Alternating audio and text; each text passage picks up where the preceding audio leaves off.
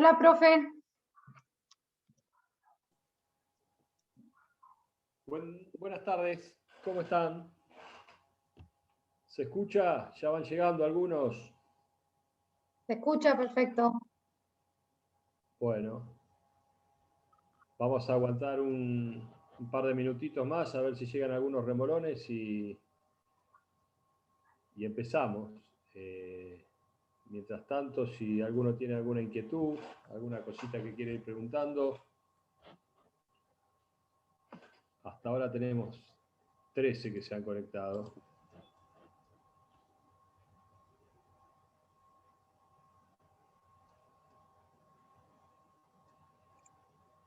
¿Yo le puedo ir preguntando, profe?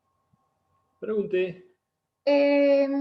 ¿Puede por ahí, en palabras fáciles, explicar un poco el tipo de cambio real? El nominal es fácil porque, digamos, es el concepto. Estoy ahí con ese tema. Sí, ahora cuando lleguemos al tipo de cambio, bueno, pero se lo explico ahora. El tipo de cambio básicamente lo que define es la relación o el precio de una moneda en base a la otra, ¿no? Cuando usted habla de tipo de cambio peso-dólar, habla de cuántos pesos se necesitan para comprar una unidad de dólar. En este momento en Argentina, si usted ve el tipo de cambio, estaría alrededor de más o menos 100 pesos por dólar, el tipo de cambio oficial, ¿no? Hablemos del oficial para no... Bueno, ese tipo de cambio es el tipo de cambio nominal, que es la cantidad de pesos que se necesitan para comprar una unidad de moneda extranjera. ¿Qué pasa? Ese tipo de cambio nominal, con el correr del tiempo, en países inestables como el nuestro, puede ir variando, ¿no es cierto? Calcule usted que hace 30 años el tipo de cambio de acá en Argentina era de un peso contra un dólar. Entonces, lo que varía es el tipo de cambio nominal, ¿sí? Pero como a su vez los precios internos de los bienes también se mueven, ¿sí? Si usted quiere verlo en esos términos, a la par del tipo de cambio, o sea, que no solo el dólar aumenta en Argentina, sino que aumenta también el precio interno de los bienes, entonces el tipo de cambio real lo que le va a dar es más la paridad que hay entre una canasta de bienes con el tipo de cambio. Es decir, usted al tipo de cambio nominal tendría que descontarle la inflación ocurrida para llegar al tipo de cambio real. Claro. Esto se ve en un ejemplo. Cuando sucede una devaluación, sucede lo siguiente. Supongamos que el dólar hoy vale 100 pesos y pasara a costar 200 pesos. ¿Sí? En ese momento, inmediatamente que el gobierno produce una devaluación, usted tiene un aumento en el tipo de cambio nominal y en el tipo de cambio real. ¿Por qué? Porque nominalmente el dólar aumentó de 100 a 200 y realmente los precios se quedaron quietos en ese momento y lo único que aumentó fue el dólar. Entonces también tiene una devaluación del tipo de cambio real. Ahora, inmediatamente de producida la devaluación, ¿qué es lo que pasa? Los precios empiezan a aumentar. Entonces empiezan a descontar esa devaluación nominal, ¿sí? Que si bien la devaluación nominal sigue siendo la misma, ¿sí? Realmente, con el correr del tiempo, los precios van a ir acompañando esa devaluación, entonces la devaluación real va a ser distinta o inferior. Cuando hablamos de devaluación nominal, hablamos de la pérdida del cambio de valor en la relación peso-dólar. Cuando hablamos de devaluación real, tendríamos que hablar del cambio de valor de una canasta de bienes respecto del dólar, ¿me entiende? Sí, perfecto, se entendió.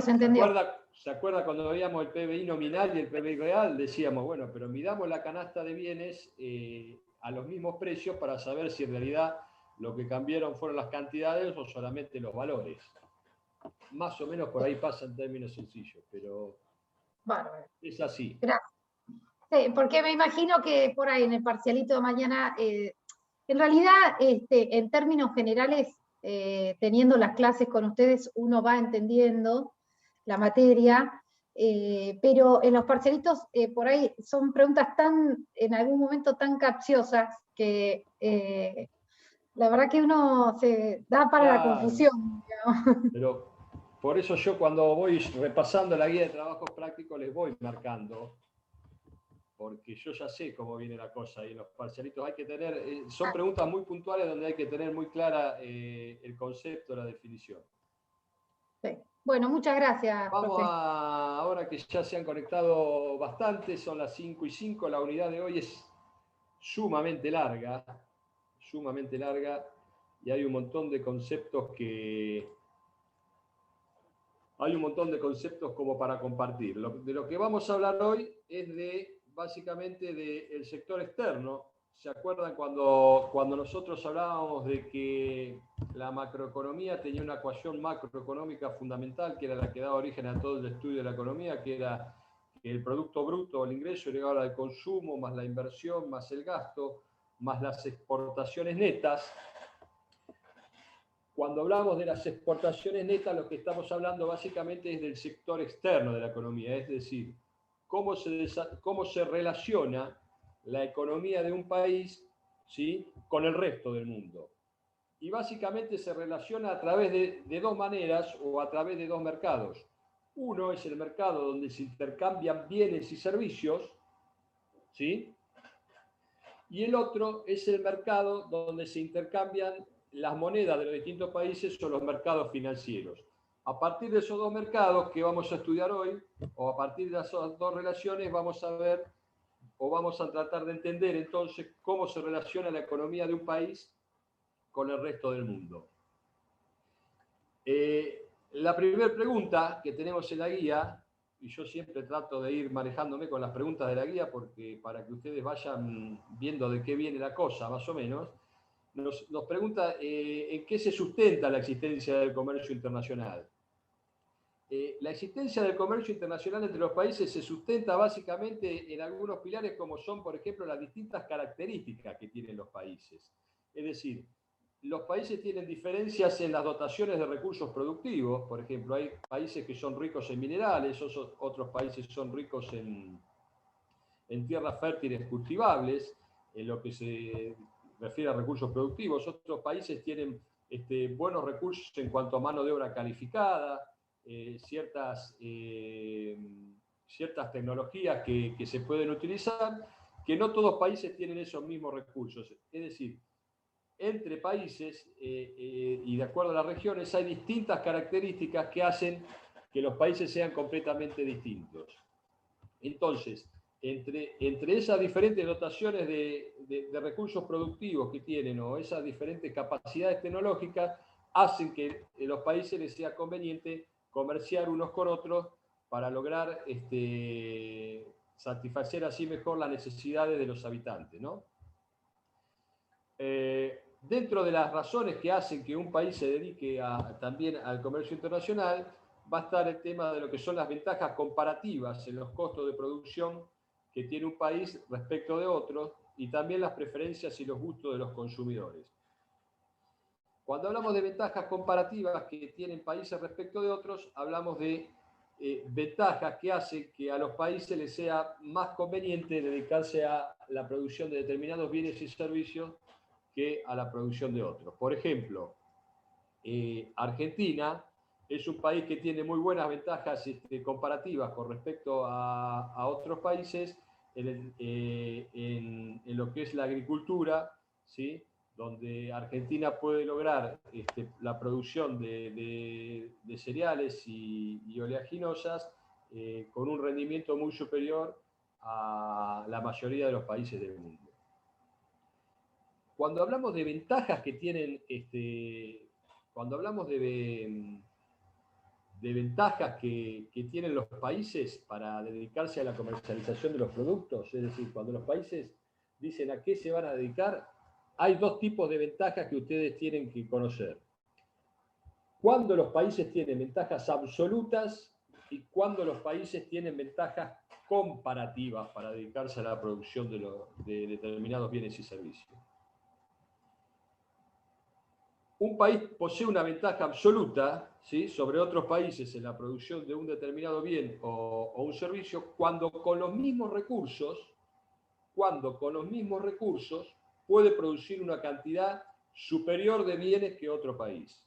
es lo que yo le decía. En Argentina tiene una ventaja absoluta con respecto a otros países en la producción de cereales, porque con los mismos recursos, es decir, con la misma unidad de tierra, con la misma semilla, con la misma gota de fertilizante, el rinde, la producción es mucho mayor que la de otros países que no tienen tan buenas tierras.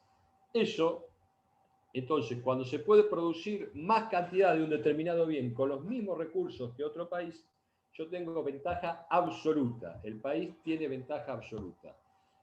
Acá el autor plantea un cuadro donde dice que para producir una unidad de alimentos, ¿sí?, en la República Argentina se necesita 1 hora de trabajo, en tanto que en Brasil se necesitan 2 horas de trabajo, y para producir una unidad de manufactura se necesita en Brasil 2 horas, en Argentina, perdón, 2 horas de trabajo y en Brasil 1 hora de trabajo. Es decir, si el único factor de producción que hubiera fuera el trabajo, Argentina tendría una ventaja absoluta sobre Brasil en la producción de alimentos y Brasil tendría una ventaja absoluta sobre Argentina en la producción de manufactura. Por lo cual, según esta teoría, a Argentina le convendría producir alimentos y a Brasil le convendría producir manufacturas. Hacia los años 1800, David Ricardo, ¿sí?, dice que no solamente los países se van a dedicar a producir aquellos bienes o servicios de los cuales tengan ventajas absolutas, sino que les va a convenir también producir aquellos bienes y servicios en los cuales tengan ventajas comparativas.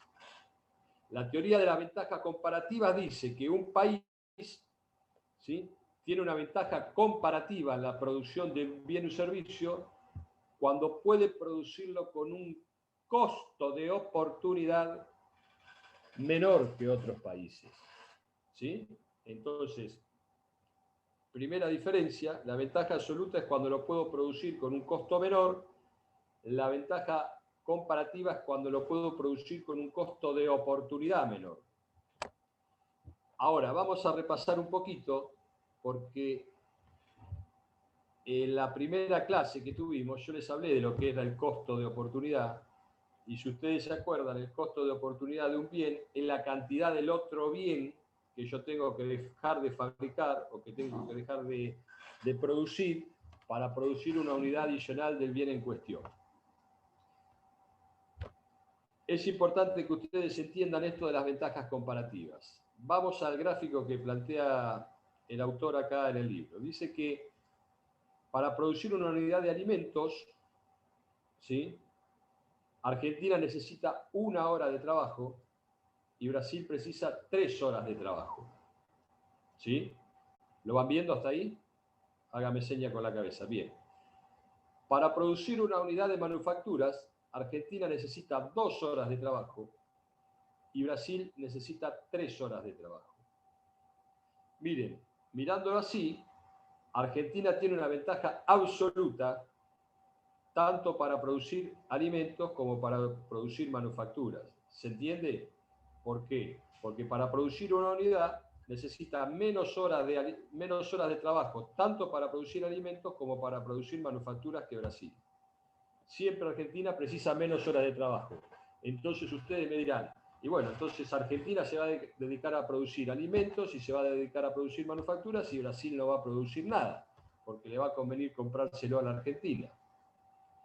Pero no, porque es de aquí que según la teoría de las ventajas comparativas, miren ustedes que el costo de oportunidad de Brasil de producir una unidad de facturas, dejando de producir una unidad de alimentos, es 1, en tanto y en cuanto el costo de oportunidad de Argentina de producir una manufactura, dejando de producir unidades de alimentos, es de 2. ¿Qué quiere decir esto? Que en Argentina, para producir una unidad de manufacturas, ¿sí?, se deben dejar de producir 2 unidades de alimentos. ¿Se entiende? Porque se necesita el doble de horas. En tanto que en Brasil, como se tiene la misma relación, la misma cantidad de horas de producción, tanto para alimentos como para manufacturas, la relación es de 1. Es decir, el costo de oportunidad de sustituir manufacturas por alimentos en Argentina es de 2 y en Brasil es de 1. Con lo cual, ¿sí?, a los productores brasileños o a Brasil le va a convenir concentrarse en la producción de manufacturas, ¿sí? Porque tienen un costo de oportunidad menor para comprar los alimentos en Argentina. Y a Argentina le va a convenir concentrarse en la producción de alimentos, ¿sí? Para comprar las manufacturas en Brasil, ¿sí? Porque suponga usted que Argentina dispone de 3 horas de trabajo nada más. Con 3 horas de trabajo puede producir una unidad de alimentos y una unidad de manufacturas. Si produjera 3 unidades de alimentos, en lugar de producir la de manufacturas, podría intercambiar esas 2 unidades de alimento por las unidades de manufactura de Brasil y así obtendría una ganancia porque tiene más unidades de manufactura intercambiándolas con Brasil. Entonces, la teoría de las ventajas absolutas dice que el país se va a dedicar a producir aquellos bienes donde tiene un menor costo, y la teoría de las ventajas comparativas dice que los países se van a dedicar a producir aquellos bienes y servicios donde tienen un costo de oportunidad menor que otros países. Estas 2 preguntas las van a encontrar, ¿sí? Así que no se confundan cuando les pregunten qué es el costo, qué es cuando estamos hablando de una ventaja absoluta y cuando estamos hablando de una ventaja comparativa.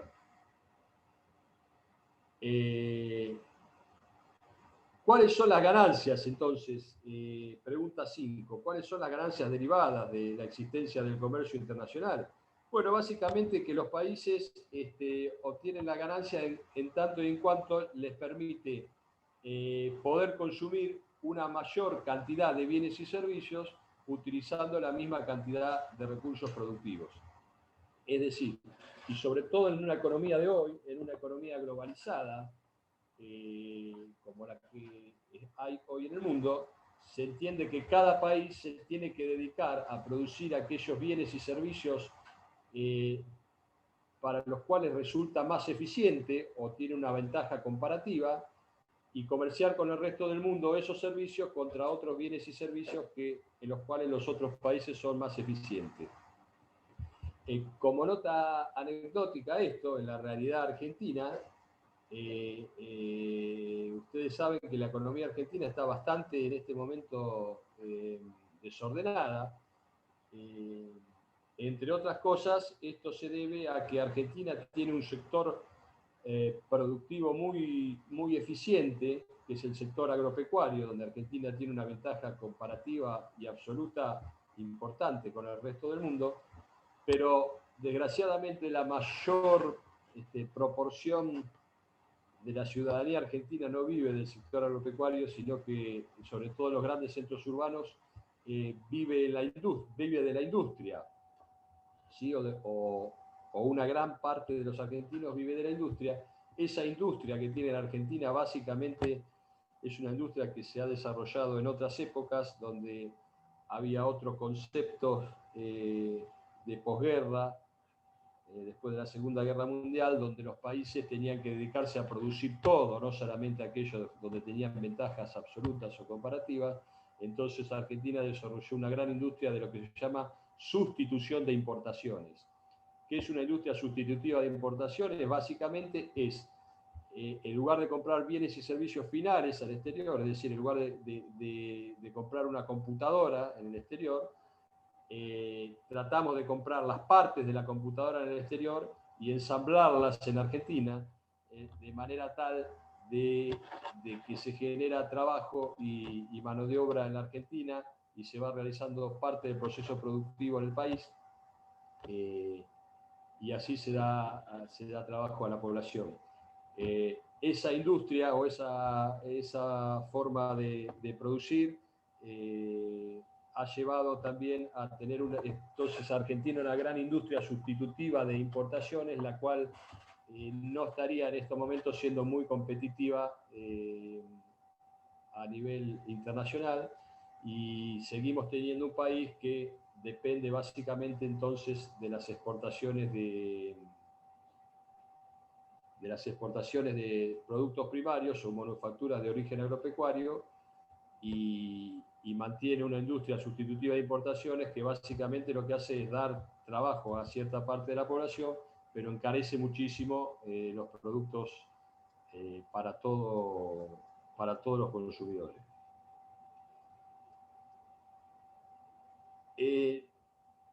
No siempre está, ustedes van a escuchar hablar, cuando escuchen hablar a los economistas, los economistas se dividen en varias escuelas, pero bueno, básicamente ahora está muy de moda escuchar a los economistas liberales o librecambistas o los que se llaman libertarios, que son los que propician esto del libre comercio entre todos los países del mundo, como que hay que tener libertad de comercio y el Estado no tiene que intervenir y tiene que dejar comerciar.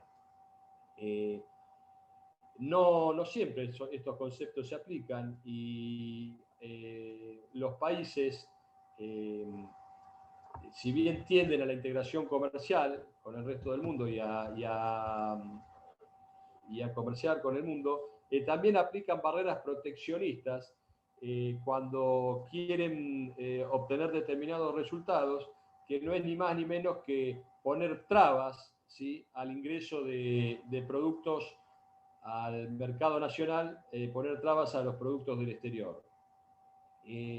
Los países suelen hacer esto con el objetivo de proteger una determinada industria estratégica en el país. Por ejemplo, para dar un ejemplo de Argentina, Argentina tiene una industria automotriz importante, entonces pone importantes trabas a la entrada de autos importados al país, ¿sí? Poniendo trabas a los autos importados, lo que hace es asegurarle a los fabricantes de autos del país una menor cantidad de productos importados en el mercado, con lo cual, al haber menor ingreso de productos, lo que hace es subir los precios de los autos, ¿sí?, nacionales, pero les asegura un mercado a los fabricantes de autos del país. Los gobiernos hacen eso, también lo pueden hacer con industrias consideradas estratégicas como la industria del armamento, la industria de la defensa, o lo hacen para posibilitar el desarrollo de nuevas industrias. A partir de los años 2000, Argentina, por ejemplo, decidió que va a fomentar el desarrollo de la industria electrónica en la provincia de Tierra del Fuego. Entonces lo que hace es poner barreras proteccionistas para que no ingrese tanto producto electrónico desde el exterior y se pueda desarrollar una industria de fabricación de televisores, computadoras y celulares en la provincia de Tierra del Fuego, que, bueno, no ha demostrado ser muy eficiente, pero la va llevando a cabo. También las medidas proteccionistas las pueden llegar a poner los gobiernos, como en el caso, por ejemplo, que está sucediendo ahora en Argentina, cuando tiene alguna crisis de balanza comercial, que se importan más productos de los que se exportan, los gobiernos ponen barreras también comerciales para disminuir las importaciones de bienes y servicios, de manera tal de que los dólares que circulan en una economía sean suficientes para la compra de determinados productos. ¿Y cuáles son las medidas proteccionistas que utilizan los gobiernos o los países para proteger a sus mercados internos de la competencia de productos del exterior? La primera medida que utilizan son los aranceles. Los aranceles son medidas,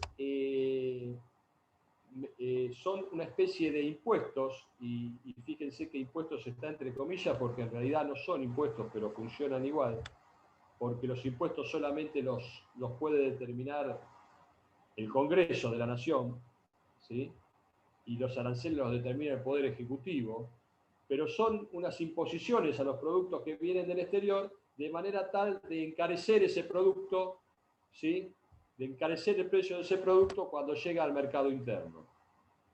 Por ejemplo, como les decía, Argentina para los productos, supongamos para los productos textiles, tiene un arancel externo del 35%. Entonces, si alguien quiere traer un producto del exterior, además de pagar los $100 que vale ese producto en el exterior para traerlo y comercializarlo en Argentina, tiene que pagar un arancel del 35% sobre esos $100, de manera tal de que el precio de ese producto se encarece y se hace menos competitivo. Le dificulta la entrada de productos del exterior, ¿sí?, a un determinado país o a una determinada zona comercial. ¿Qué es lo que sucede entonces cuando se pone un arancel?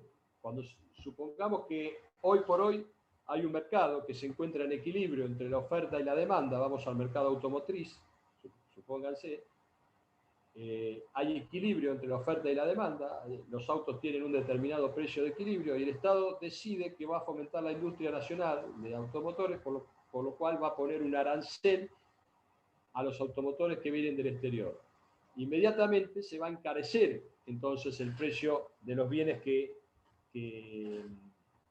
de los bienes del exterior, ¿no es cierto? Al encarecerse el precio de los bienes del exterior, lo que va a pasar es que va a caer la demanda de ese tipo de bienes, ¿sí?, y va a aumentar la demanda de los bienes en el mercado interno, de los bienes producidos nacionalmente que mantuvieron su precio. Entonces va a caer la oferta de bienes del exterior para aumentar la oferta de bienes nacionales y aumentar la demanda de bienes nacionales. Va a producir un efecto positivo sobre los bienes de protección nacional.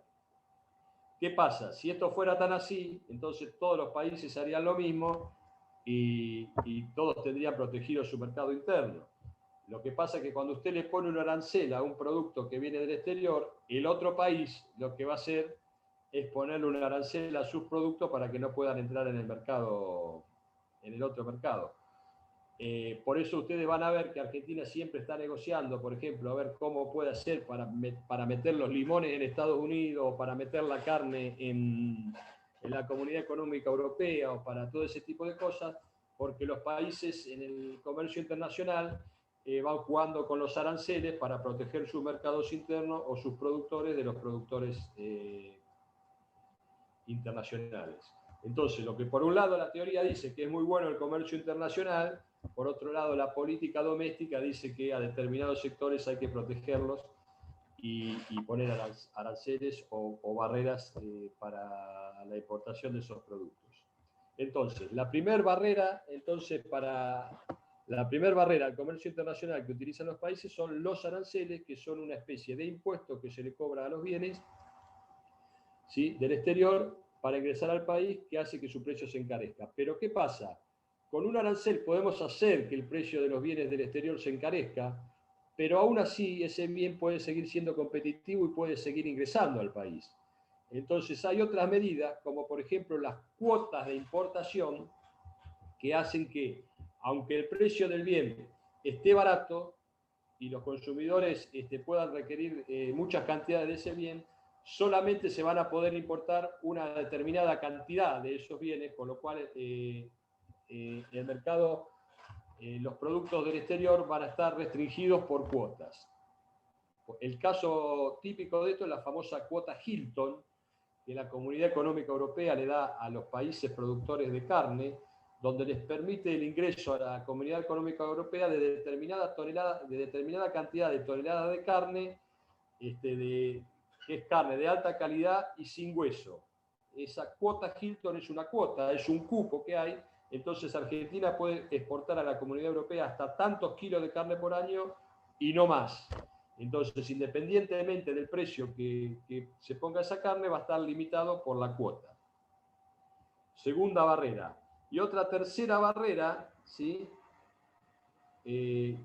Otra tercera barrera para la importación de bienes y servicios son las barreras pararancelarias, ¿sí?, que generalmente consisten en trabas en los procesos administrativos, ¿sí?, que hacen engorrosa la papelería de importar un determinado producto en un país, o muchas veces barreras pararancelarias de tipo fitosanitaria, que hacen que para un determinado producto pueda ingresar en un mercado se requieran ciertas condiciones de sanidad que el producto no las tiene. Por ejemplo, Argentina estuvo mucho tiempo impedida de exportar carne a los mercados internacionales por el tema de la aftosa.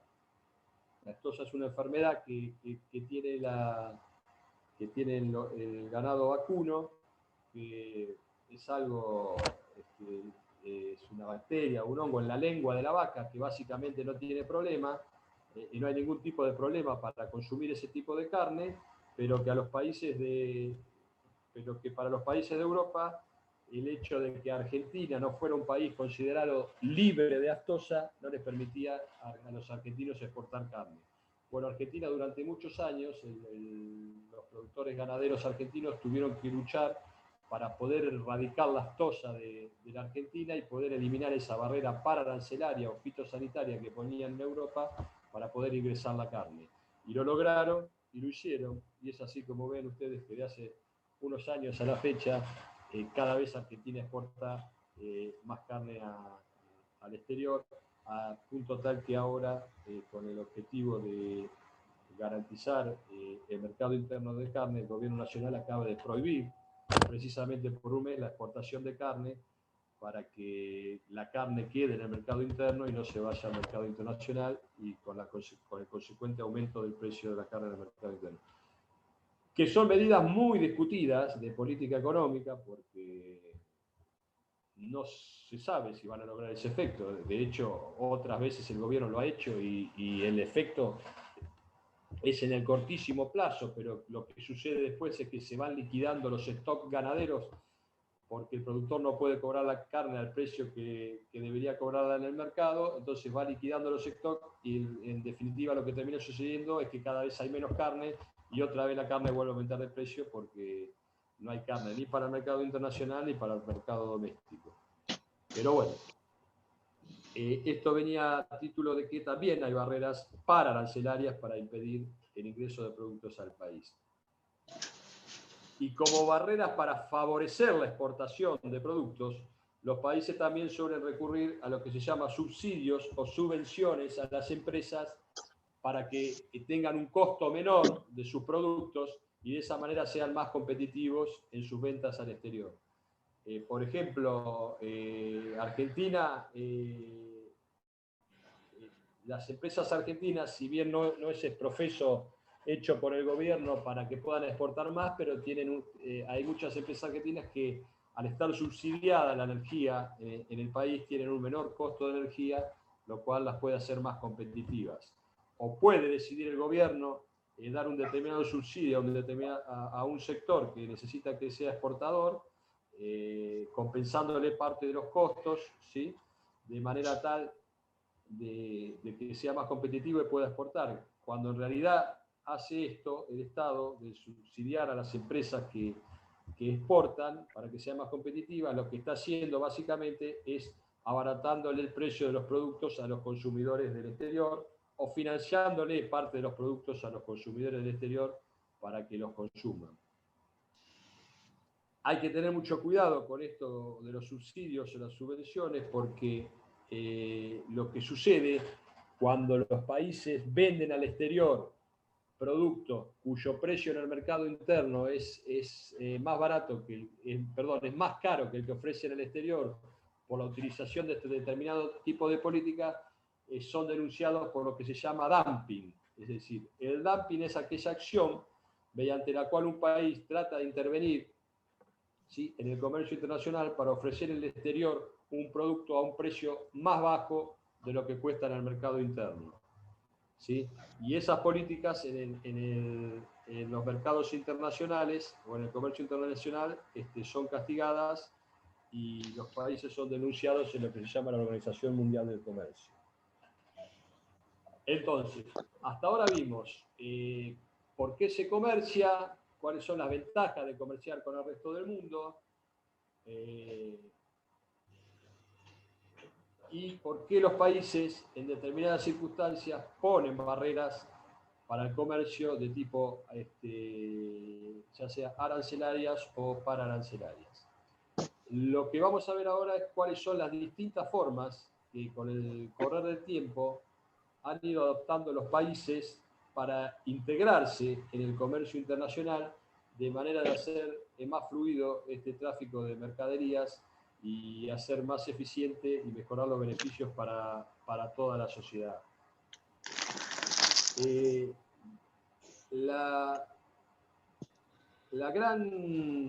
Después de la Segunda Guerra Mundial, ¿sí?, con la finalización de la Segunda Guerra Mundial, se produce un incremento importante en los flujos comerciales en los distintos países del mundo, y se inicia así una etapa de integración comercial que básicamente está liderada o iniciada en los acuerdos del GATT, que es el Acuerdo General de Tarifas y Comercios que se plantea entre los distintos países del mundo, y que a partir de ese Acuerdo General del GATT deviene de ahí lo que es la Organización Mundial de Comercio. En la Organización Mundial del Comercio, y esto se los dejo después para que lo lean, es una entidad supranacional, ¿sí?, que se vincula mucho con el Fondo Monetario Internacional, con el Banco Mundial, con la Organización Internacional del Trabajo, que básicamente tiene las funciones de intervenir, ¿sí?, en el comercio internacional, de facilitar el comercio internacional y muchas veces ser el árbitro en las disputas que hay entre los distintos países en temas de comercio internacional. Los principales objetivos de la Organización Mundial del Comercio son hacer cumplir los acuerdos multilaterales que firman los países. Cuando los países firman acuerdos de comercio internacional y después tienen discrepancias o no los cumplen, recurren a la Organización Mundial del Comercio a los efectos de dirimir estos conflictos. También sirve como foro de negociaciones comerciales multilaterales porque propicia este tipo de negociaciones entre los distintos países. Y bueno, y coopera también con otras instituciones como es el Fondo Monetario Internacional, el Banco Mundial y todo ese tipo de instituciones supranacionales que tratan de intervenir en la regulación de temas de comercio internacional. ¿Cuáles son las principales maneras en las cuales los países se integran para realizar el comercio internacional? O si quieren verlo, los distintos niveles de integración que tienen los países en el comercio internacional. Bueno, en el primer nivel de integración están lo que se llaman las áreas de libre comercio. Cuando un grupo de países forma lo que es un área de libre comercio, ¿sí?, básicamente lo que hace es eliminar los aranceles de importación para los productos que se producen dentro del bloque. ¿Qué quiere decir esto? Que si tuviéramos un área de libre comercio entre Argentina, Brasil y Uruguay, ¿sí?, si toda Latinoamérica fuera un área de libre comercio, entonces todos los productos que se producen dentro de ese área van a circular entre los distintos países sin pagar ningún arancel.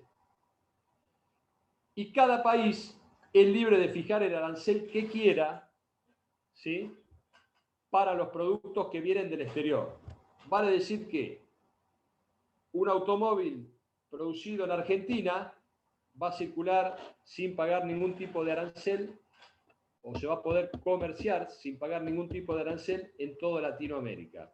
Un automóvil producido en Japón probablemente pueda entrar a Brasil pagando un arancel del 35%, tal vez Uruguay le cobre el 40%, Argentina le cobre el 50%, Colombia le cobre el 10%, Chile no le cobre nada, ¿sí?, porque no tiene industria automotriz. Es decir, en un área de libre comercio, el libre comercio es para los bienes que se producen dentro del área, no así para los bienes importados. ¿Se entiende? Un grado más de integración, si este bloque que dijimos de Latinoamérica se quisiera integrar un poco más, entonces lo que sigue a eso es una unión aduanera. La unión aduanera, ¿qué va a hacer? Va a funcionar de la misma manera.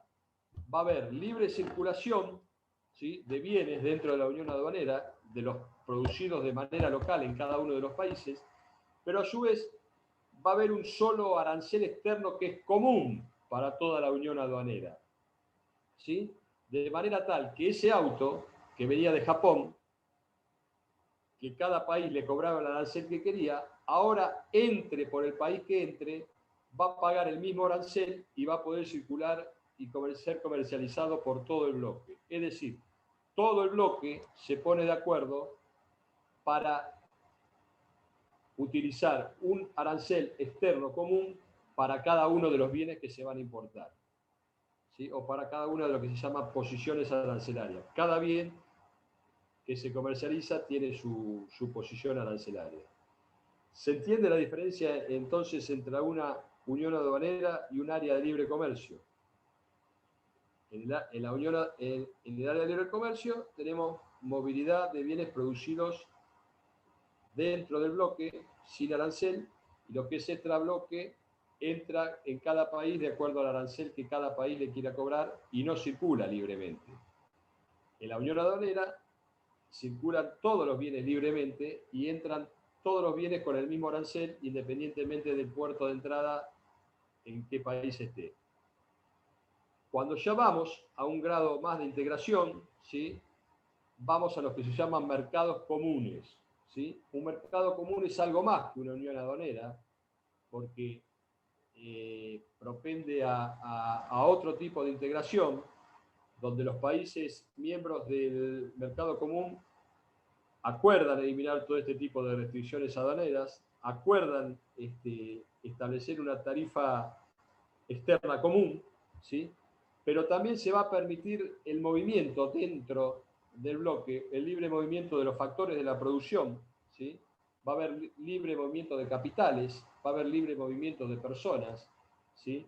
Van a poder ofrecerse dentro del bloque servicios de seguros dentro del mismo mercado sin pagar aranceles.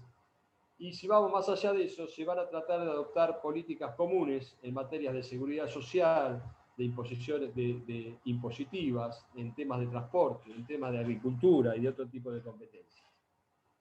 Claro ejemplo de estos mercados comunes son la Comunidad Económica Europea, por un lado, que es una comunidad que Europa se ha integrado muy bien en lo que es la Comunidad Económica Europea, ha logrado tener la unión aduanera, ha logrado tener el mercado común y se está integrando muy bien en todo lo que es, por ejemplo, ellos tienen acuerdos sobre cuánto debe ser el déficit fiscal de los países que integran la comunidad económica, determinado tipo de políticas económicas que se deben llevar a cabo o no.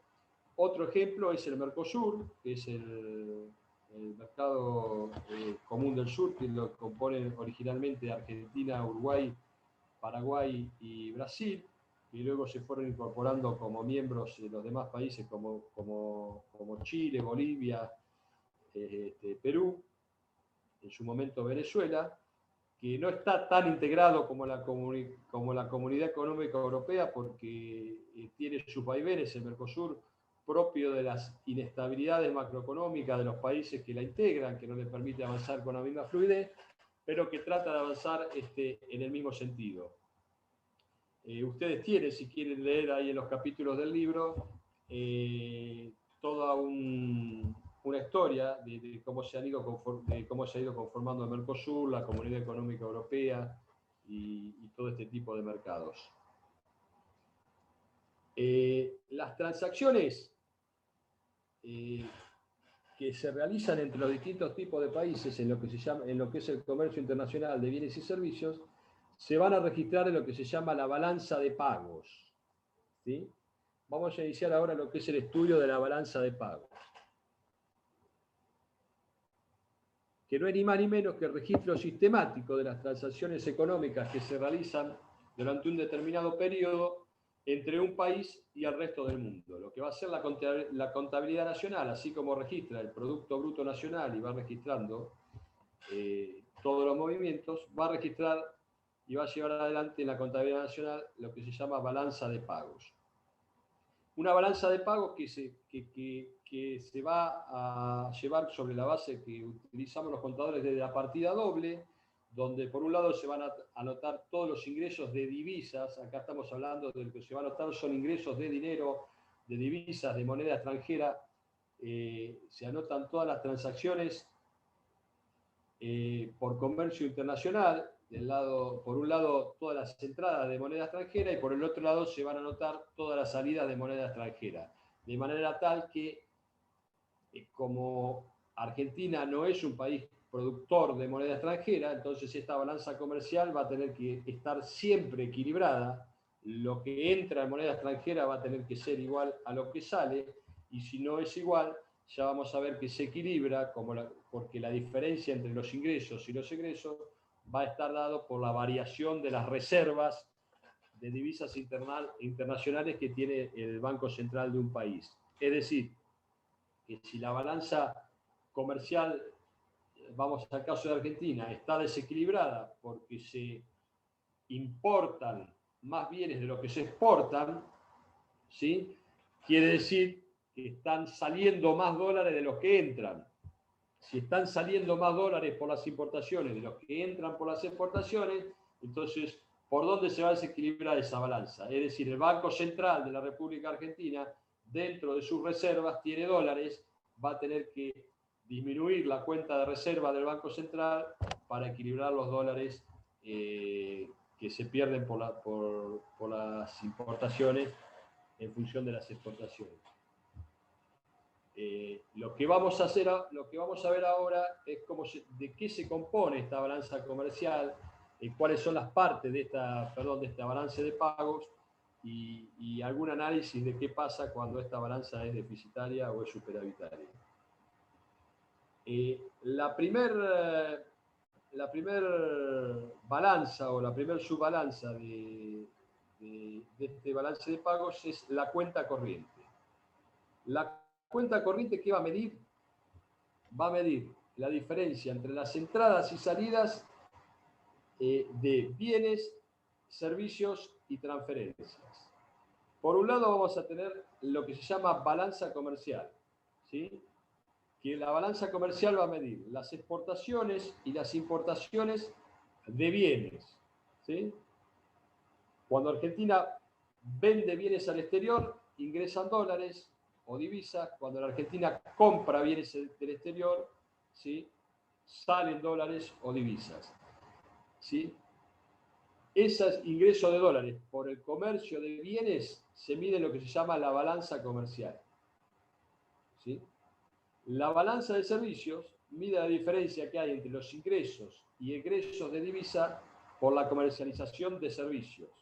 Es decir, cuando un grupo de profesionales argentinos exporta un software al exterior, el ingreso de divisas que se produce por esa exportación de un software, de ese servicio, va a ser contabilizado en la balanza de servicios. Cuando se produce un flete internacional y se cobra desde Argentina, ese flete internacional va a ser contabilizado, ese ingreso va a ser contabilizado en la balanza de servicios. Cuando un turista extranjero viene a realizar turismo en la Argentina y trae su moneda internacional y la vende en el mercado doméstico para hacer turismo, ese ingreso de divisa va a ser contabilizado en la balanza de servicios, al revés que cuando un argentino va a hacer turismo al exterior, ese egreso de divisas va a ser contabilizado en la balanza de servicios. Y en la balanza de transferencias corrientes se contabilizan todos aquellos ingresos sin contraprestación o ingresos sin contraprestación que se producen en el país. Eso por el lado de lo que se llama, todo esto, estas cuatro balanzas constituyen lo que se llama la cuenta corriente. La cuenta corriente de un país entonces está constituida por la diferencia que hay entre los ingresos y egresos que se producen por exportaciones de mercadería, por exportaciones o importaciones de servicio, por entradas o salidas de ingresos sin contraprestación o transferencias corrientes. Ustedes tienen detallado acá, tanto en las filminas que le dio, si vieron la clase que le dio la profesora Garate, está muy bien explicado cada uno de los conceptos de la balanza comercial, de la cuenta corriente. Está muy bien detallado todo cómo se compone la otra parte, que es la cuenta capital o financiera, pero lo que yo les quiero decir básicamente es que se compone de dos cuentas. Entonces, una cuenta corriente de la balanza comercial que contabiliza todo lo que es ingreso y egreso de divisas por el comercio internacional, ¿sí? Y otra cuenta de capital, ¿sí? o capital e ingresos que contabiliza todo lo que es ingresos y egresos por lo que es movimiento de capitales y no comercio de bienes y servicios.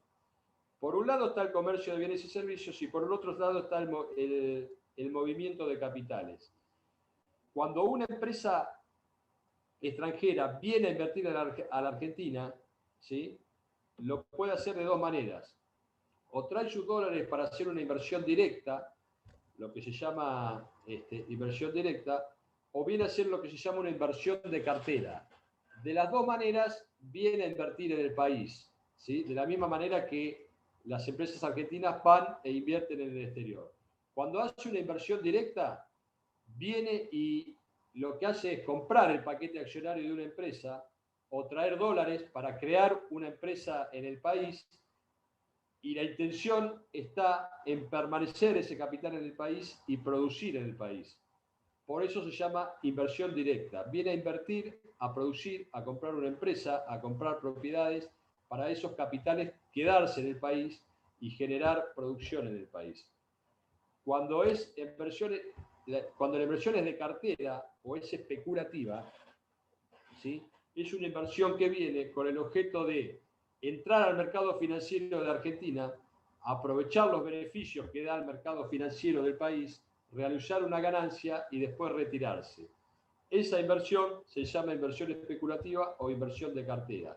Si un fondo común de inversión del exterior viene a comprar acciones de YPF con el solo objeto de beneficiarse cuando esas acciones suban de valor, ¿sí?, no está haciendo una inversión directa, sino que está haciendo una inversión de cartera o una inversión especulativa. Esos dos tipos de inversiones básicamente se registran en lo que se llama la cuenta de ingresos. Esta cuenta corriente más la cuenta de ingresos generan un movimiento de moneda extranjera que, como yo les dije, tiene que balancear, ¿sí?, o tiene que cerrar de manera tal de que los dólares que ingresan sean exactamente igual a los dólares que salen, o mejor dicho, si los dólares que ingresan no son exactamente iguales a los dólares que salen, esto se balancea con una pérdida de reservas o una ganancia de reservas que va a tener el Banco Central. Si los dólares que salen del sistema financiero por la cuenta corriente o por la cuenta de capital sumadas son mayores a los dólares que entran, el Banco Central va a tener una pérdida de reservas. Cuando las exportaciones o los ingresos de capitales por la cuenta de capital son mayores a las importaciones o a los egresos, entonces va a haber un ingreso de divisas al país, y ese ingreso de divisas va a ser absorbido por el mercado central y se va a producir un incremento en la cuenta de reservas del Banco Central. Es decir, que cuando el balance de pagos es superavitario, ¿sí?, se dice que el país está ganando divisas y acumulando divisas cuando el balance de pagos es deficitario, el país está perdiendo divisas. Con lo cual, esta balanza se debe, el gobierno lo que tiene que tratar continuamente es de mantener equilibrada esta balanza, porque al no ser el país productor de moneda extranjera, si esta balanza no cierra, se empiezan a producir determinados desequilibrios macroeconómicos, o el Estado tiene que intervenir de manera tal de producir y ajustar esos desequilibrios para que la balanza cierre. Generalmente, ¿qué es lo que pasa en Argentina generalmente con este balance de pagos? Bien, Argentina básicamente es un país exportador, ¿sí?, de materias primas y de productos de manufacturas de origen agropecuario. Entonces, Argentina, en base a estas exportaciones, a Argentina se produce un determinado ingreso de dólares, ¿verdad? Entonces, esos dólares se acumulan en el Banco Central. Durante muchos años, Argentina, digamos, y básicamente hasta después de la Segunda Guerra Mundial, Argentina fue un país que acumulaba dólares. Si ustedes escuchan, por ahí le van a decir que hacia 1940, 1950, el Banco Central de la República Argentina rebalsaba de dólares, había una acumulación de oros y lingotes de oro fenomenal, porque el país era un país agroexportador, no tenía industria. Entonces ese país agroexportador se componía de una clase oligarca, ganadera y agropecuaria que eran los dueños del país, y toda una clase pobre que no tenía acceso a los beneficios de la economía agropecuaria de ese momento. Entonces, en ese momento, la balanza comercial o el balance de pagos de Argentina respecto del exterior era superavitario. Y el Banco Central de la República Argentina acumulaba y acumulaba y acumulaba riqueza. A partir de la Segunda Guerra Mundial, a los políticos argentinos se les ocurrió la brillante idea de decir, pero ¿para qué vamos a acumular todo esto en el Banco Central si tranquilamente la podemos repartir entre la población del país, que tiene muchas necesidades básicas insatisfechas, y lograr un mejor bienestar para la población argentina, ¿no? Y en base a esto, y con este pensamiento, se empezó a desarrollar entonces en Argentina una enorme industria nacional sustitutiva de importaciones. Entonces, ¿qué comenzó a pasar? Mucha más gente se integró al proceso productivo, o se integró a una clase social media con buenos trabajos, buenos salarios, y que podía demandar bienes de consumo. Entonces, esos dólares que entraban por la exportación de bienes y servicios de origen agropecuario empiezan a salir, ¿sí? Empiezan a salir ahora para la compra de bienes y servicios, ¿sí? Para la compra de bienes y servicios para esta nueva clase trabajadora que se había incorporado a la sociedad, ¿sí? Que empieza a demandar bienes y servicios, pero que no se producían en el país, sino que se producen en el exterior, o que en su defecto sus partes se producen en el exterior y que se arman en Argentina en base a sustitución de exportaciones. Pero entiéndanme ustedes que lo que empieza a haber ahora es un flujo que antes era totalmente favorable de dinero internacional hacia la Argentina por la venta. Ahora los consumidores argentinos empiezan, a partir de la Segunda Guerra Mundial o de la década del 50, a demandar bienes y servicios del exterior. Hasta ahí estamos. La balanza comercial, el balance de pago de Argentina entonces empieza a desequilibrarse, porque ese movimiento o esa nueva economía que se crea en el país empieza a crecer, empieza a crecer entonces el gasto del Estado, la gente empieza a demandar servicios, el pueblo argentino empieza a adquirir una nueva capacidad de compra de bienes y servicios, y entonces empezamos a demandar al exterior cada vez más bienes y servicios, de manera tal que esa balanza comercial se empieza a desequilibrar y empiezan a ser más altas las importaciones que las exportaciones. Cuando las importaciones empiezan a ser más altas que las exportaciones, ¿qué pasa? ¿Quién paga la diferencia? El Banco Central, con las reservas que había acumulado, ¿no es cierto? Entonces, el país sigue caminando, el país se sigue desarrollando sobre la base de un Banco Central que tenía reservas, ¿sí?, para hacer frente a todos esos gastos, ¿sí?, de bienes y servicios que demanda la población argentina desde el exterior. Cuando un país tiene un déficit de balanza de pagos, entonces empieza a perder reservas. Argentina empezó a perder reservas, de manera tal que todas esas reservas acumuladas en el Banco Central, llegamos a los años 70, a los años 80, ya nos habíamos comido todas las reservas, y en 20 años, si bien surgió una nueva clase social, que es la clase trabajadora y la clase media argentina pujante una nueva clase social y pujante, Argentina no pudo sostener, con la producción agropecuaria de productos primarios, de bienes y servicios, toda esa nueva estructura social que se creó en Argentina. ¿A qué recurren los distintos gobiernos? Bueno, los distintos gobiernos recurren entonces, ya para poder seguir manteniendo esos niveles, para poder seguir equilibrando esa balanza comercial, al ingreso de capitales desde el exterior, a solicitar el ingreso de capitales del exterior, en base a inversión extranjera del exterior, o también en base a la toma de créditos, ¿sí?, internacionales, para seguir solventando ese nivel de crecimiento. Y es así que Argentina, entonces, a lo que se ha enfrentado desde la década del 50 o del 60 hasta hoy, es a lo que se llama una enorme restricción externa que tiene Argentina. Y esa restricción externa que tiene Argentina es que no tiene la suficiente exportaciones genuinas de bienes y servicios, ¿sí?, para sostener el nivel de consumo de productos importados que tienen los habitantes de la República Argentina. Y eso le produce un notable desequilibrio en el balance de pago que cada cierta cantidad de años ya se hace insostenible y estalla el país por los aires.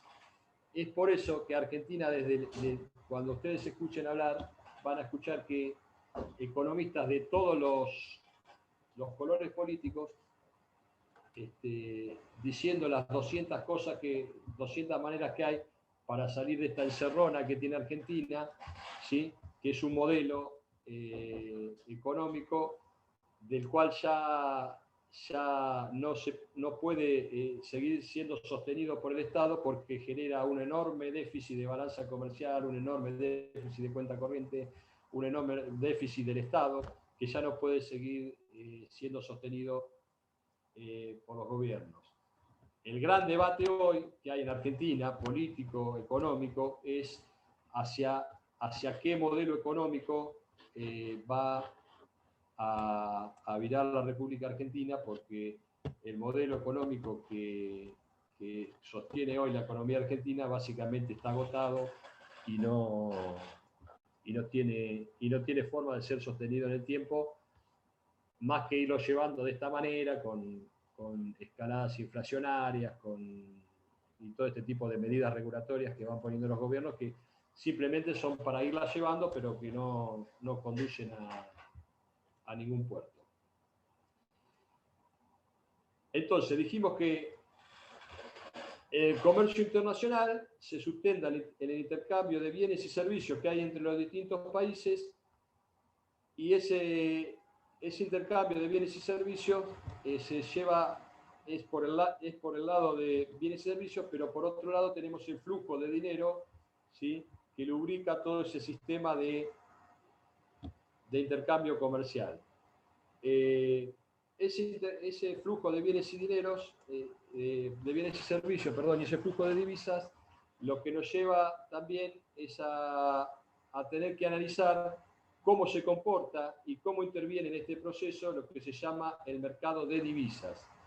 Y cuando hablamos de mercado de divisas, estamos hablando de aquellas monedas internacionales que están consideradas y que se utilizan para intercambio de bienes y servicios, como puede ser el dólar, como puede ser el euro, como puede ser el yen, ¿sí?, o aquellas monedas que se utilizan en el comercio internacional. Nunca vamos a estar hablando de pesos, porque el peso no es una moneda que se utilice para el comercio internacional, no es una moneda que esté considerada una divisa, y muchos también consideran que ni siquiera es una moneda el peso, porque no cumple con todos los requisitos, porque después vamos a ver cuando veamos el mercado monetario en la próxima clase, hay ciertos requisitos que se tienen que cumplir para ser considerada una moneda.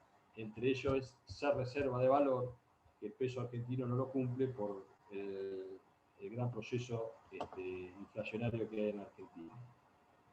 Entonces, los mercados de divisas son aquellos mercados donde se compra y se vende y se intercambia la moneda de los distintos países, sobre todo la moneda de aquellos países que se utilizan para el comercio internacional.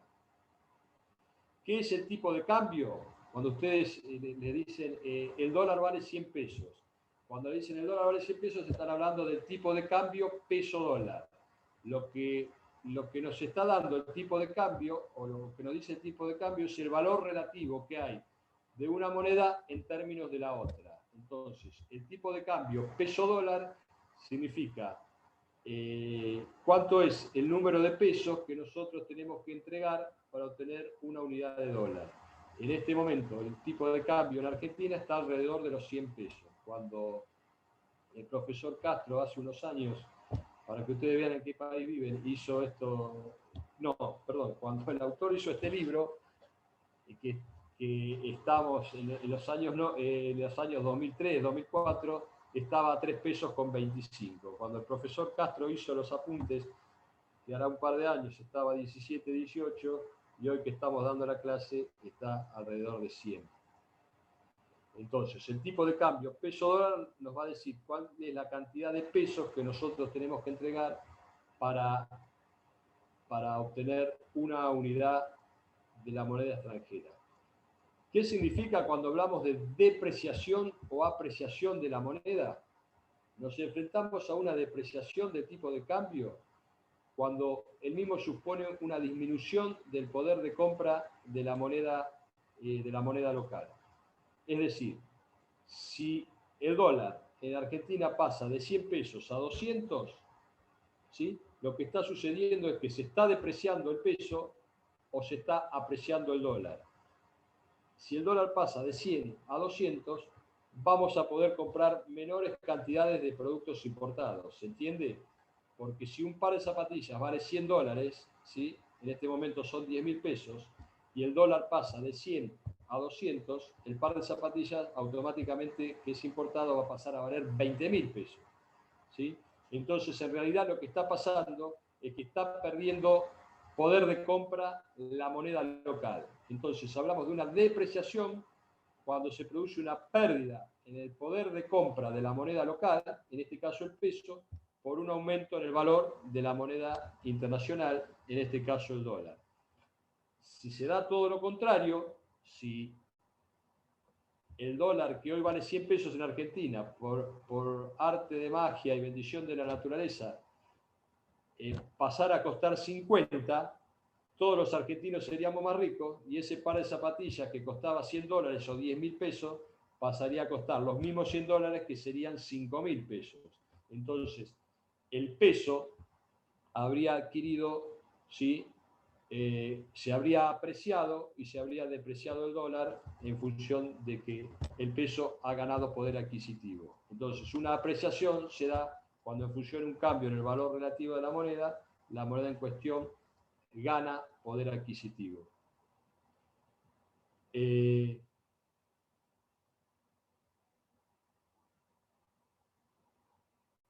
Acá vamos a ir a lo que creo que era Florencia, que preguntaba hoy, de lo que es el tipo de cambio real. Porque cuando se produce la devaluación, cuando se produce la devaluación de la moneda, lo que se produce es una devaluación del tipo de cambio nominal. Pero con el correr del tiempo, ese tipo de cambio nominal, ¿sí? Al producirse un aumento de los precios internos del país que devalúa su moneda, se va a ir siendo, esa depreciación del tipo de cambio va a ir siendo menguada por el aumento de los precios en el mercado interno. ¿Cómo es el proceso? Vamos al proceso que decíamos que teníamos un par de zapatillas que vale 100 dólares, un dólar que vale 100 pesos, con lo cual precisamos 10.000 pesos, ¿sí? Para comprar ese par de zapatillas. Si el dólar pasará a costar 200 pesos, automáticamente se produjo una devaluación, ¿sí? De la moneda nominal del 100%, y también se produjo una devaluación real del 100%, ¿sí? Porque ese par de zapatillas, ¿sí? Automáticamente va a pasar a costar, ese par de zapatillas automáticamente va a pasar a costar el doble. Pero ¿qué pasa? Con el correr del tiempo, ¿sí? Todos los productos argentinos, ¿sí? Van a ir ajustando, ¿sí? A esos niveles. Entonces la devaluación real ya no va a ser del 100%, sino que va a haber un momento en que la devaluación de todos los productos se va a aproximar a la devaluación nominal, y esa canasta de bienes o servicios ya va a costar aproximadamente lo que costaba antes. Cuando medimos el tipo de cambio real, lo medimos en cuánto varía el tipo de cambio en función al poder adquisitivo de una canasta de bienes o servicios en el extranjero.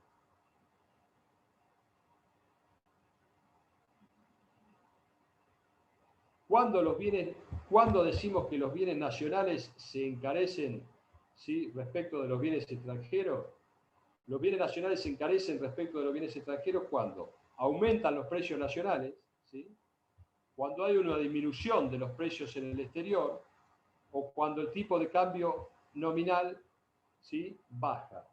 Cuando el tipo de cambio nominal baja, los bienes nacionales se encarecen respecto de los bienes extranjeros. Cuando los bienes nacionales se abaratan con respecto a los bienes extranjeros, cuando hay una disminución en los precios nacionales, el precio de los bienes nacionales se disminuye, entonces se abarata respecto de los bienes extranjeros, o aumentan los precios en el exterior, ¿sí?, hay un aumento de precios en el exterior, ¿sí?, entonces los bienes nacionales se abaratan, o hay una suba en el tipo de cambio nominal.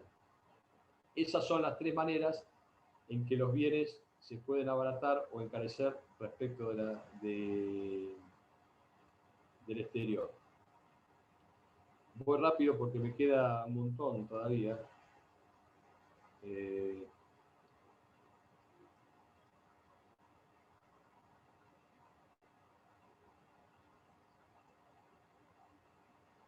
¿Cuáles son, entonces, vamos al mercado de divisas, como habíamos dicho?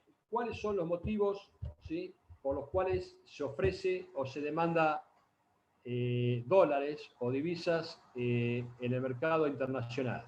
¿Sí? Primer motivo vamos a los motivos para ofertar dólares. Vamos al mercado de divisas de Argentina. ¿Cuándo se ofertan dólares? Bueno, los dólares los ofertan los exportadores.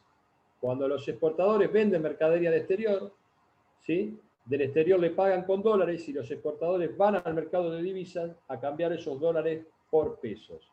Entonces, los principales oferentes son los exportadores. Otros oferentes de dólares en el mercado de divisas son los turistas. Cuando los turistas del exterior vienen a hacer turismo en Argentina, traen su moneda extranjera, la cambian en el mercado de divisas para conseguir pesos para pagar los gastos en los que incurren acá en la Argentina. Y otro componente o otro motivo por los cuales se ofrecen dólares en el mercado de divisas son por los ingresos de capitales financieros, ¿sí? Supongamos que alguien pide un crédito en el exterior, ¿sí?, o el mismo gobierno pide un crédito en el exterior, ese crédito en el exterior se lo van a dar en dólares, va a tener que venir al mercado de divisas, convertirlo en pesos, de manera que ofrece sus dólares para canjearlo por pesos, ¿sí?, para realizar sus gastos. O sea que, tanto sea por la venta de mercaderías en el exterior, por el ingreso de turistas del exterior a la Argentina, o por la entrada de capitales financieros, por esos tres motivos se va a ofrecer divisas en el mercado de divisas. O básicamente esos tres motivos van a ser los determinantes de la oferta del mercado de divisas. La oferta del mercado de divisas se fundamenta entonces básicamente en las exportaciones de bienes, en el turismo y en la entrada de capitales financieros. ¿Cuáles son las variables que inciden en esta oferta de dólares? ¿Cuáles son las variables que van a hacer que esta oferta de dólares sea mayor o menor? Bueno, si el tipo de cambio real que hay en el país es alto, si el tipo de cambio real que hay en el país es alto, ese tipo de cambio va a hacer que sea muy conveniente para los productores argentinos exportar al exterior. Entonces, cuanto más alto sea el tipo de cambio, más oferta de divisas va a haber en el mercado por el lado de las exportaciones. También es importante los ingresos que hay en el país extranjero, porque si las exportaciones de un país, o en este caso de Argentina, van a países que tienen alto poder adquisitivo, entonces tanto más fácil va a ser poder exportar, porque los habitantes de ese país tienen un buen nivel de ingreso, por lo tanto van a poder realizar buenas compras de las exportaciones argentinas, entonces va a ingresar mucha divisa o se va a ofrecer mucha divisa en el mercado local. A los efectos de la entrada de capitales financieros, como dijimos, es importante ver cuál es el diferencial de tasa de interés que hay entre dos países en cuestión. Supongamos que acá en Argentina la tasa de interés es del 10% anual o vamos al caso de este momento, la tasa de interés en Argentina es del 40% anual. Si alguien viene a poner un plazo fijo en pesos, le van a dar el 40% anual. Y la tasa de interés en el exterior para un plazo fijo es 0 o 1% anual. Lo que va a suceder, si esto es así, es que los inversores financieros del exterior van a traer sus dólares a Argentina para cambiarlo por pesos, ¿sí? Los van a cambiar por pesos, van a colocar los pesos en el sistema financiero argentino a una tasa del 40% anual. Cuando termina el año, van a juntar ese 40% anual, o sea que si trajeron un peso, van a tener 1,40, lo van a convertir a dólares y se lo van a volver a llevar. Esa operación de jugar con el diferencial de tasa de interés entre un país y el otro, en lo que es ganancias financieras, es lo que comúnmente se denomina el carry trade, es decir, ingresar dólares al país, convertirlos a pesos, aprovechar el diferencial de tasa de interés, volverlos a convertirlo a dólares, realizar una ganancia financiera y llevarlos al exterior. Ese carry trade, famoso carry trade, o aprovechar la diferencia de tasa de interés entre los países, se puede hacer en todos los países que tienen tipos de cambio flexibles y que no tienen restricción, que no tienen restricción a la entrada y salida de capitales. En este momento en Argentina hay semejante desbarajuste que la entrada y salida de capitales financieros está controlada por el gobierno nacional y no es posible hacer este tipo de maniobras. Básicamente no es posible hacer este tipo de maniobras, no porque Argentina no permita que los capitales ingresen, sino que Argentina lo que no permite es que después se vayan. Ustedes saben que en Argentina está prohibido comprar dólares. Todo el mundo tiene prohibido comprar divisas y mucho más si es para sacar del país. Así que en una economía rara como la Argentina no se da, pero hace 5 años atrás esto se daba y esto era así. Los capitales aprovechaban esa diferencia de interés, entraban a la Argentina, entonces hacían este movimiento y ofrecían dólares. Así como ofrecían dólares, después cuando se iba, los demandaban. Entonces, dijimos que básicamente había 3 motivos para la oferta de dólares, que eran los que provenían del comercio internacional, de las exportaciones, los que provenían del turismo y los que provienen de los capitales que básicamente se realiza esta entrada de dólares con los diferenciales de tasa de interés. ¿Cuáles son los motivos para demandar dólares? Para demandar dólares entonces tenemos las importaciones, cuando los empresarios argentinos tienen que comprar productos en el exterior para traer al país, van al mercado de divisas, demandan dólares para pagar en el exterior, porque en el exterior solo aceptan dólares o euros o yen, es exactamente lo mismo. Nunca le van a aceptar pesos, porque no es una divisa, es una moneda local incluso. Entonces, si las importaciones son muchas, se van a demandar muchos dólares en el mercado. También los turistas argentinos, cuando viajan al extranjero, o sin llegar a viajar al extranjero, realizan gastos en el extranjero, están demandando dólares para realizar sus pagos en el extranjero. Cuando el turista contrata un hotel en el extranjero, tiene que girar dólares en el extranjero, recurre al mercado de divisas para girar los dólares. Cuando después se tiene que ir al extranjero, compra dólares para directamente llevarlos en el bolsillo.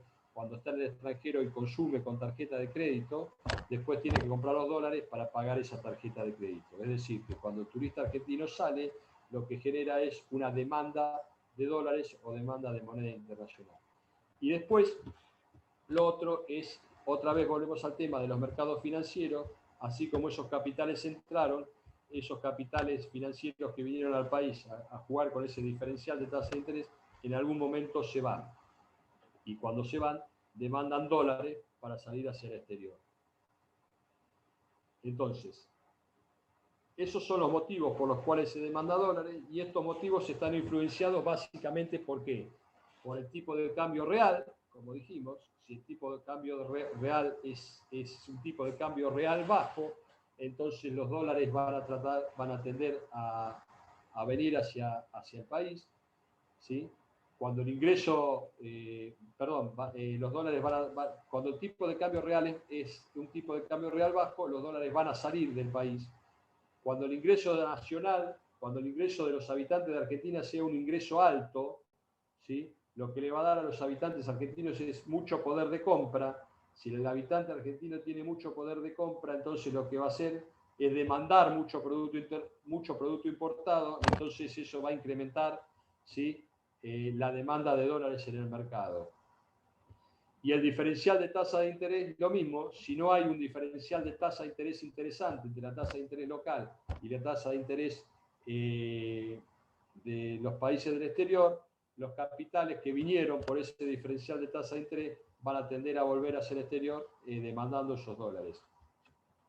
Lo que yo le decía entonces es que cuando Argentina se enfrenta a lo que se llama la restricción externa, esta que está importando mucho más de lo que exporta porque compra muchos productos del exterior, entonces lo que sucede es que en el mercado ese equilibrio entre la entrada y salida de capitales se distorsiona, entonces lo que se produce es un aumento en el tipo de cambio, lo que se termina produciendo es una devaluación para que ese mercado se equilibre.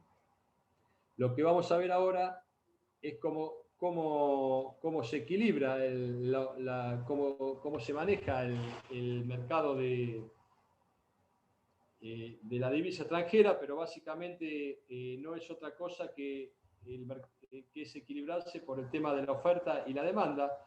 Cuando el ingreso de dólares, por los motivos que describimos, es mayor al ingreso de dólares, lo que va a pasar es que el precio de la moneda extranjera o del dólar va a tender a bajar, y cuando el ingreso de dólares, por los motivos que dijimos, sea mayor al ingreso de dólares, lo que va a pasar por el juego de la oferta y la demanda es que el precio del dólar va a tender a subir. ¿Sí? Para controlar este mercado de divisas, y para ir terminando, entonces, los gobiernos lo que hacen es determinar sistemas de tipo de cambio, es decir, determinar las reglas de cómo va a fluctuar el tipo de cambio en un país, de manera tal de tener certidumbre sobre el precio de la moneda extranjera. Y básicamente se distinguen tres tipos de cambio, o tres sistemas de tipo de cambio, ¿sí?, que utilizan los países en sus políticas económicas. El primer sistema es el tipo de cambio flexible, ¿sí? En los sistemas de tipo de cambio flexible son aquellos en los cuales el precio de la moneda extranjera está determinado por el libre juego de la oferta y la demanda. Es decir, el gobierno no interviene en absoluto en el mercado de cambios, ni para comprar ni para vender dólares, más allá de las necesidades que tenga de hacerlo por su operatoria habitual.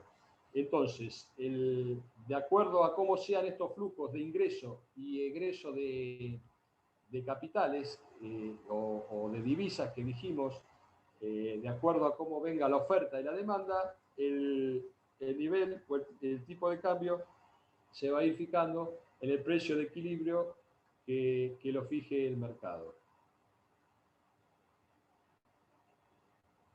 Por el otro lado, siendo todo lo contrario a esto, hay momentos, y Argentina lo ha hecho, en donde el tipo de cambio que se utiliza es un tipo de cambio fijo, ¿sí?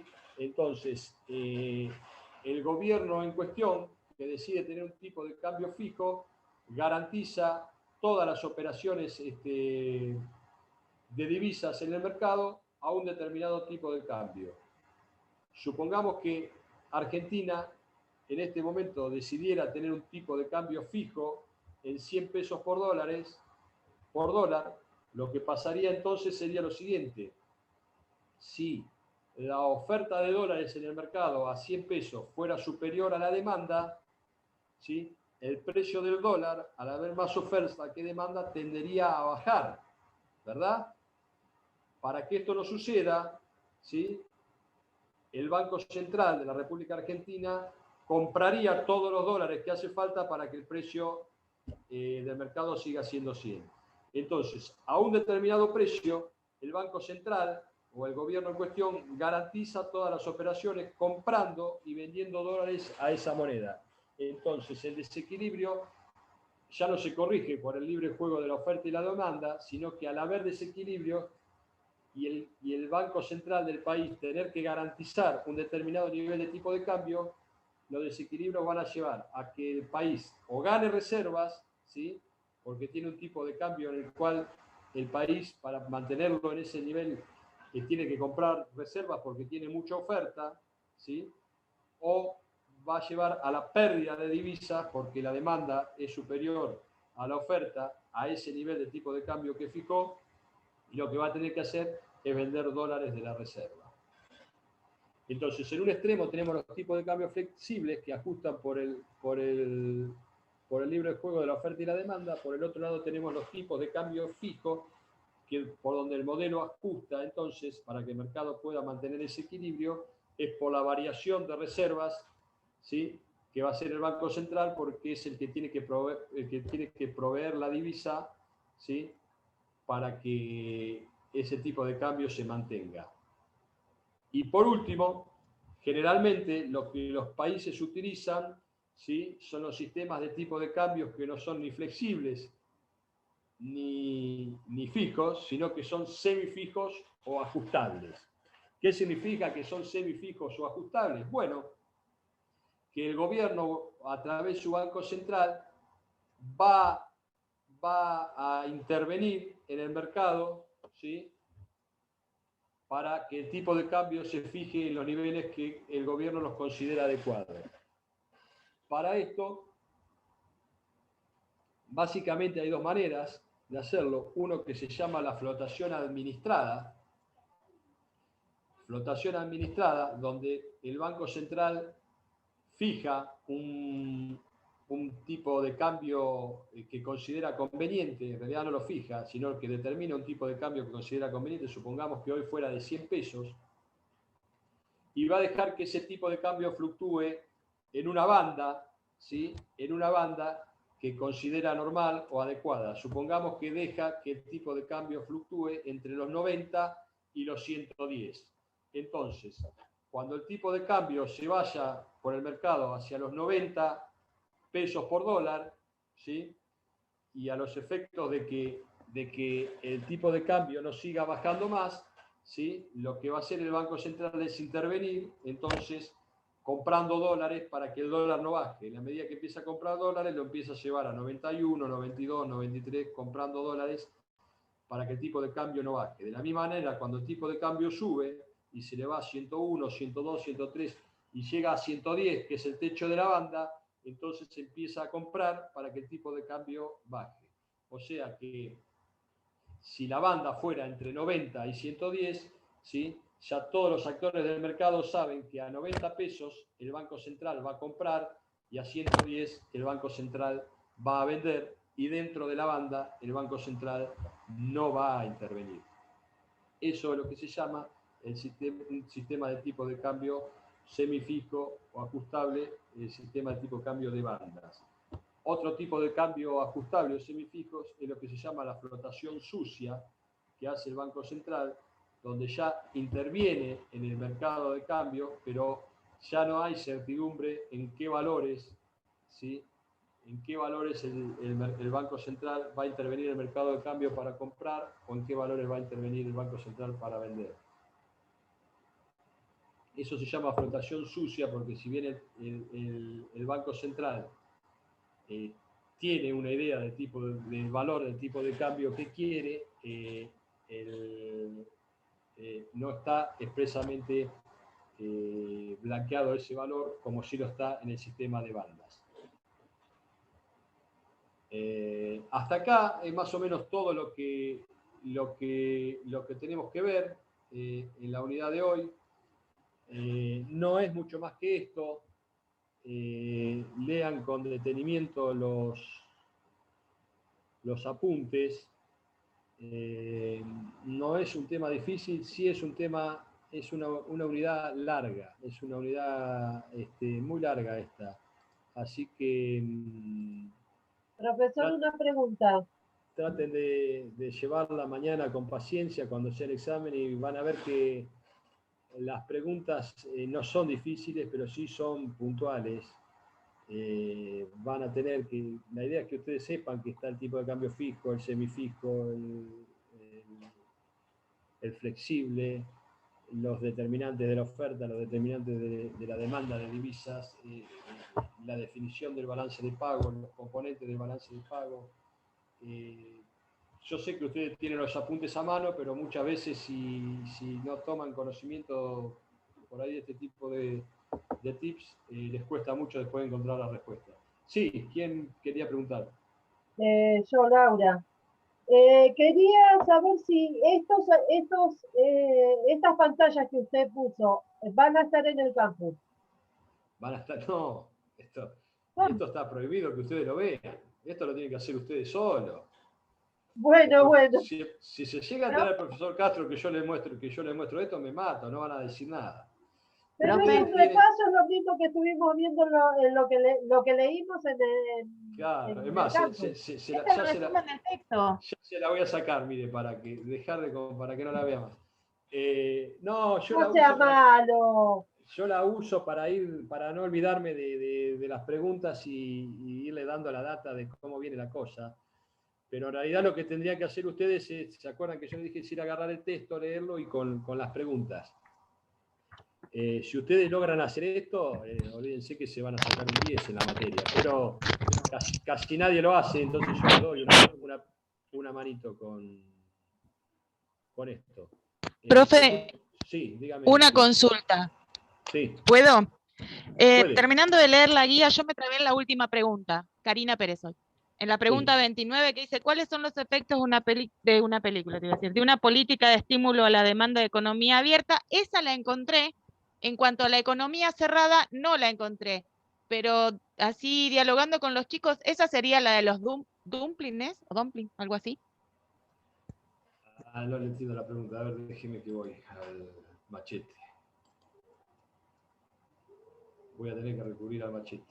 Sí, otra no te va, porque no, te digo la verdad, yo la leí, lo releí el texto y no lo puedo, o sea, no lo puedo. Quiero ver a qué se refiere la pregunta. ¿Usted dice la última pregunta? Sí, sí, la 29. ¿Cuáles son los efectos de la política de estímulo a la demanda en una economía abierta y en una economía cerrada? En una economía cerrada. En la cerrada no la encontré. Se la voy a leer. Se la voy a leer textual. Bueno. Espéreme.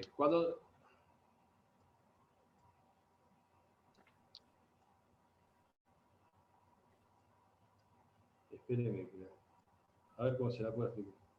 ¿Cuál es? La que dicen en este sentido habría que efectuar algunas precisiones. Por un lado, como vimos en el capítulo 14, ahí no sé cuál es, sí. En una economía abierta, una proposición de cualquier aumento del ingreso se filtra a las exportaciones, de forma que un multiplicador de una economía abierta es algo menor que el de una economía cerrada. Pero no la logro comprender. Sí, lo que pasa es que para comprender esta pregunta usted ya tendría que comprender toda la materia.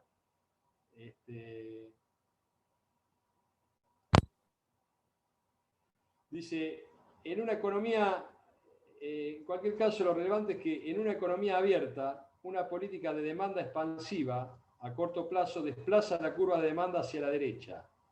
¿Sí? ¿Qué significa que desplaza la curva de demanda hacia la derecha? Que incrementa las cantidades demandadas, incrementando la producción y el empleo.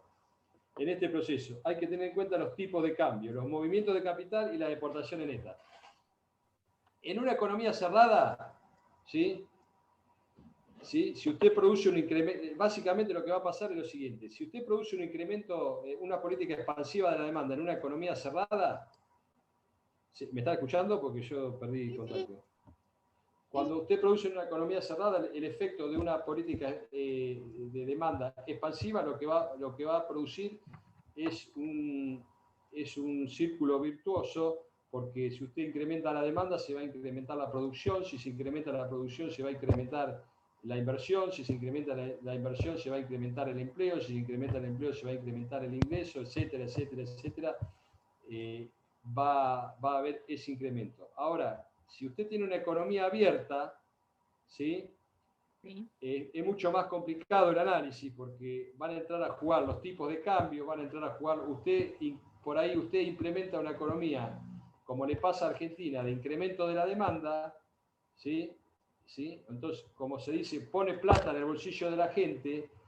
¿Y qué pasa? A la economía estar abierta, la gente tiene más poder adquisitivo, al tener más poder adquisitivo le va a demandar más bienes importados, ¿sí? Al demandar, y acuérdese que yo cuando le dije la economía cerrada, le dije va a demandar más bienes y por lo tanto vamos a producir más, pero si me demandan más bienes importados no vamos a producir más, sino que vamos a precisar más dólares para salir a comprar esos bienes importados, ¿sí? Sí. Entonces vamos a precisar más dólares para salir a comprar esos bienes importados, para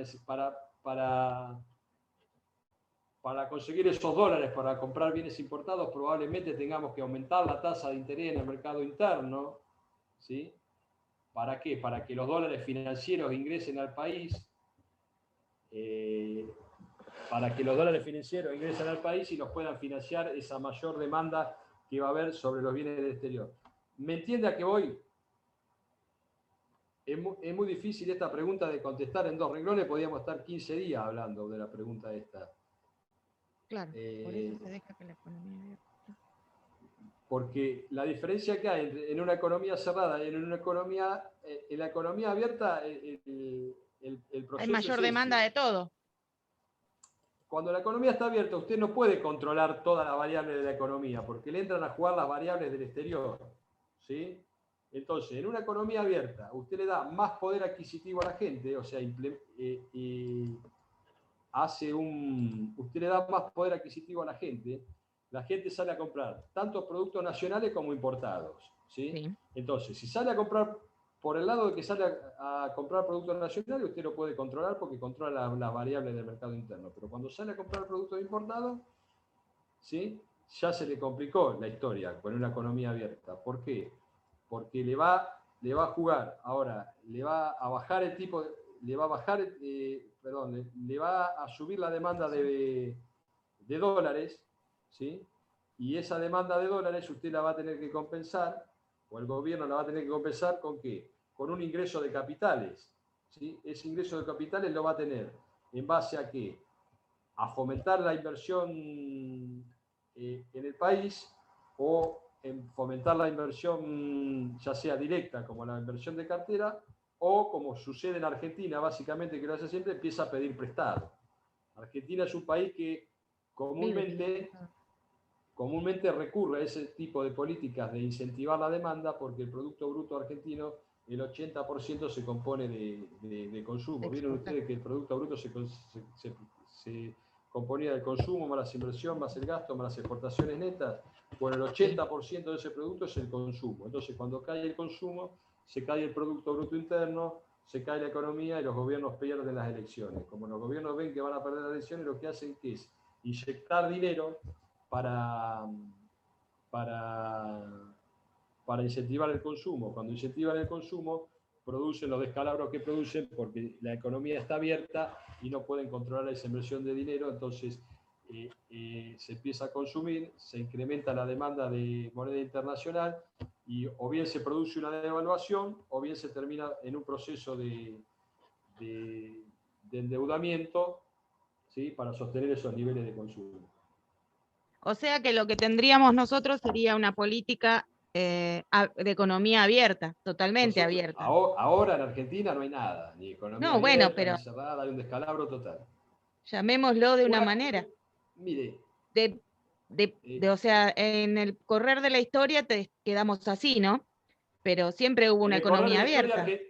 En el correr de la historia, la Argentina va fluctuando entre abrir y cerrar la economía de acuerdo a cómo esté el mercado internacional.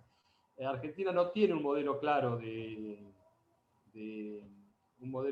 desarrollo Entonces, de acuerdo al gobierno de turno, abre o cierra la economía de acuerdo a cómo esté la necesidad. Como les guste. En este momento Argentina la tiene bastante cerrada la economía, sobre todo por el lado de la entrada y salida de capitales. Tiene abierta la cuenta de mercaderías, la cuenta de servicios, pero no tiene abierta la cuenta de capitales. No hay libre entrada y salida de capitales a la Argentina. Si en este momento Argentina abriera la cuenta de capitales, probablemente no quedara un dólar adentro del país, sería todo corriendo y desesperado hacia el exterior. Sí. ¿Alguna otra pregunta? Y ya cerramos porque vamos finalizando. Y a ustedes les queda muy poco tiempo para estudiar y tomarse la última cerveza hasta las 11 de la noche del viernes, porque a partir de mañana empieza el confinamiento y van a estar todos los bares cerrados. ¿Alguien quiere hacer alguna última pregunta antes de irse a tomar la última cerveza del viernes? Y si no, le deseo entonces suerte mañana con las preguntas, tranquilos y miren bien las definiciones porque parecen ser todas iguales, pero no lo son. No. Así que suerte mañana y nos estamos viendo el próximo viernes entonces. Muchas gracias, profe. Hasta luego. Hasta luego.